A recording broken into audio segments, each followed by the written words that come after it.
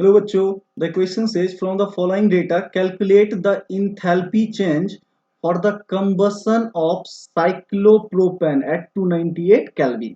तो देखो आपको क्या बोला गया, एक साइक्लोप्रोपेन है राइट। तो साइक्लोप्रोपेन का स्ट्रक्चर क्या रहेगा, कुछ इस तरह से।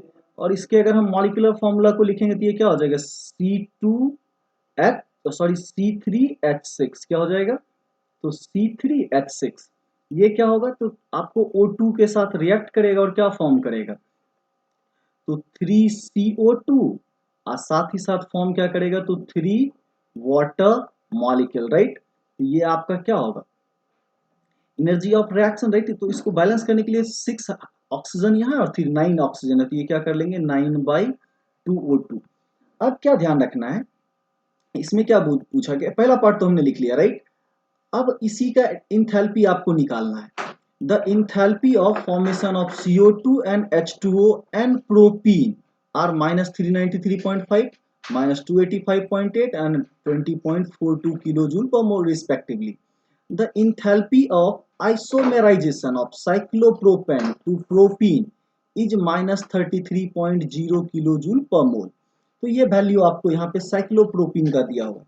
तो देखिए आपके पास सिंपल सा स्टेप क्या है कि ये वाला पार्ट क्या होगा, पहले आइसोमेराइज करेगा, तो आइसोमेराइज करेगा तो ये क्या फॉर्म करेगा, CH3 CH double bond right CH2, ये क्या होगा आइसोमेराइज साइक्लोप्रोपेन में। तो मान लीजिए यहाँ का एनर्जी जो है हम लोग डेल्टा 1 मान लेते हैं, तो साथ में क्या आएगा O2 आएगा राइट। तो यहाँ पे क्या आएगा 9/2O2 एज इट इज रहेगा। तो यहाँ पे तो इस एनर्जी को हम लोग मान लेते हैं क्या डेल्टा 2, ये तो जीरो ही होता है। सिमिलरली CO2 के लिए ये एनर्जी क्या दी हुई है, देखिए यही दोनों कंबाइन होके फिर हमको कहाँ लेके चले जाना है, CO2 में साइक्लोप्रोपीन अब प्लस O2 जलाएंगे तो फिर से क्या बनेगा CO2 और H2O ही बनेगा। तो इसको हम लोग क्या मान लेते हैं डेल्टा 3 राइट। तो अगर आपको डेल्टा 3 कैलकुलेट करना हो तो ये आसानी से आप कैलकुलेट कर सकते हो कि CO2 फॉर्मेशन की एनर्जी कितनी होगी। तो ये आप देख लो ये वैल्यू कितना दिया हुआ है, तो -393.5 और 3 मोल बन रहा है, तो 3 इंटू क्या हो जाएगा -393.5। और साथ ही साथ क्या है वाटर भी बन रहा है, तो प्लस क्या होगा 3 मोल्स ऑफ, और वाटर की फॉर्मेशन एनर्जी कितनी दी हुई है, तो -285.8, वो भी रख लेते हैं -285.8। तो इस वैल्यू को जब आप सॉल्व कीजिएगा तो वैल्यू आएगा -2058 पॉइंट, आपका कितना आ जाएगा 32।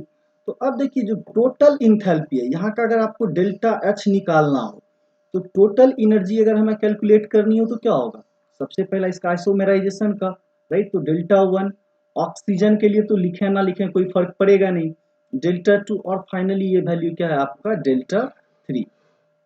तो देखो डेल्टा 1 पॉलीमराइजेशन की एनर्जी कितनी दी हुई है -33.0, ये वैल्यू क्या हो जाएगा, तो आपका -33.0 ये वैल्यू तो जीरो ही है।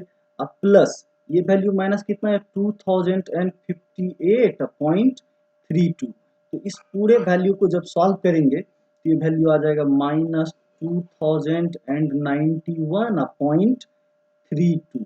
और ये सारे वैल्यू किस में दिए हुए था आपको किलो जूल में, तो that comes in kilo joule per mole में, किस में आएगा किलो जूल पर मोल में। ये ऑप्शन अगर देखोगे तो ये ऑप्शन कहाँ दिया है आपको, ऑप्शन बी में दिया हुआ है right. So I hope you all guys understand it well, thank you, stay tuned.